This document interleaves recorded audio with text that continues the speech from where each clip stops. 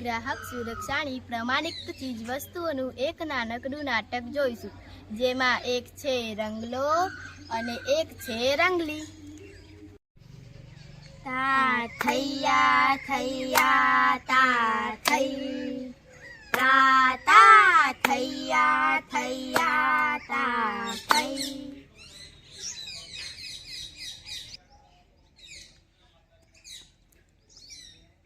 ચાલ રંગલી, હું તને બિસ્કિટ ખવડાવું. અલા રંગલા, બતાય તો કયું બિસ્કિટ છે?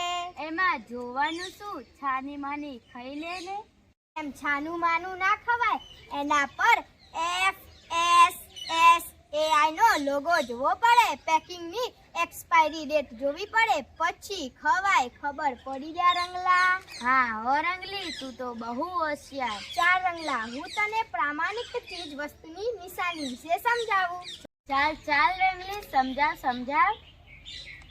જો રંગલા, આ છે ISI ની નિશાની. ઘર વપરાશ અને વીજળીથી ચાલતી વસ્તુઓ પર આ ISI ની નિશાની લગાવવામાં આવે છે. હા, મેં પંખા ઉપર આવી નિશાની જોયેલી છે. આ બીજું નિશાન શેનું છે? આ છે હોલમાર્ક. સોના ચાંદી પર આ હોલમાર્કની નિશાની લગાવવામાં આવે છે. રંગલા, આ નિશાન જો. આવું ચકરડા ભમરડા જેવું શું છે? આ છે વૂલમાર્ક. ઊનની બનાવટો પર આ વૂલમાર્કની નિશાની લગાવવામાં આવે છે. હું શિયાળામાં જે સ્વેટર પહેરું છું તેના પર આવી વૂલમાર્કની નિશાની જોયેલી છે. હા રંગલા, એ જ વૂલમાર્ક.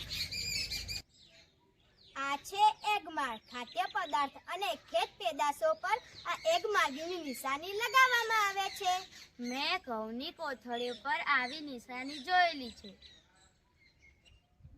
જો રંગલા, શાકાહારી ખાદ્ય સામગ્રી પર લીલા રંગનું નિશાન લગાવવામાં આવે છે અને માંસાહારી ખાદ્ય સામગ્રી પર લાલ રંગનું નિશાન લગાવવામાં આવે છે.